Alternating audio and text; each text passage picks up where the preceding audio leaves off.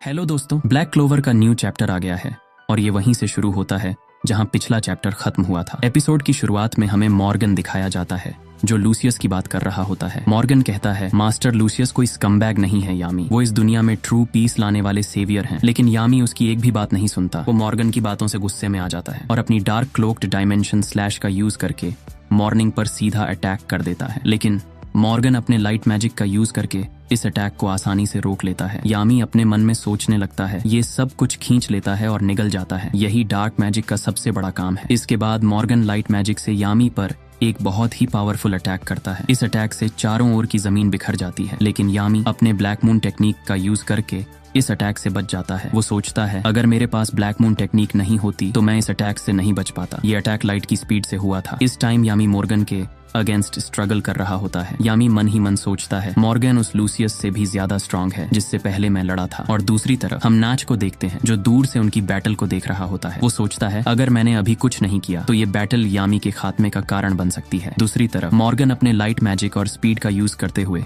यामी पर हावी होने लगता है। वो अब और भी ज्यादा अग्रेसिव हो गया है। इस बार मॉर्गन के पास दो सोर्ड्स हैं, एक डार्क मैजिक का और दूसरा लाइट मैजिक का। इन दोनों सोर्ड्स से अटैक करते हुए मॉर्गन लगातार यामी को इंजरी देने की कोशिश करता है। यामी अपने मन में सोचता है, वो बहुत तेज है, सब कुछ खत्म हो गया। तभी वहां पर इचिका की एंट्री हो जाती है जो बैटल फील्ड पर पहुंच गई थी। वो अपने डार्क योजुत्सु ब्लैक स्टार का यूज करती है और मॉर्गन के अटैक्स को रोक देती है। वो यामी से कहती है, मैं यहाँ तुमसे मदद मांगने नहीं आई हूँ, मैं तुम्हारी मदद करने के लिए आई हूँ।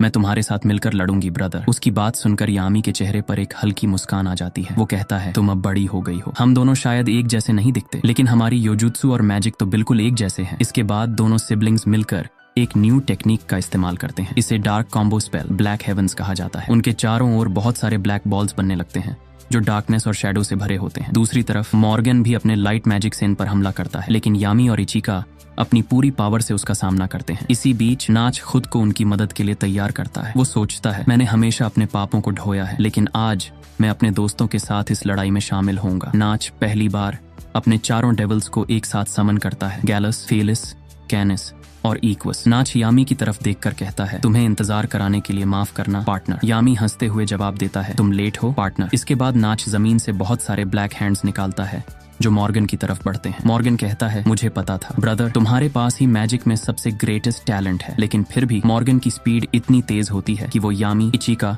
और नाच के हमलों को आसानी से डॉज कर लेता है। इसलिए तीनों एक साथ मिलकर dark X shadow magic Walpurgis night नाम के एक पावरफुल स्पेल का इस्तेमाल करते हैं। इस स्पेल से आसपास की हर चीज डिसअपियर होने लगती है। तीनों अपनी पूरी पावर झोंक देते हैं। मॉर्गन इस स्पेल के इम्पैक्ट से खुद को बचाने की कोशिश करता है, लेकिन वो धीरे धीरे कमजोर पड़ने लगता है। वो मन में सोचता है, इम्प्रेसिव है, लेकिन उस दिन की ग्लोरी, उस ड्रीम को मैं खुद ही सरपास करूंगा। लेकिन हम देखते हैं कि नाच अपने शैडो मैजिक का यूज करके मॉर्गन पर एक सरप्राइज अटैक करता है। ये अटैक इतनी तेजी से किया गया होता है कि मॉर्गन कुछ भी समझ नहीं पाता। वो शॉक होकर कहता है, ये क्या हुआ? अभी तो वो मेरे सामने था। नाच जवाब देता है, गुड बाय मॉर्गन, मैं इस पेन को हमेशा के लिए सहन करूंगा। शायद इस अटैक से मॉर्गन हार गया होगा और इसी के साथ आज की वीडियो खत्म होती है।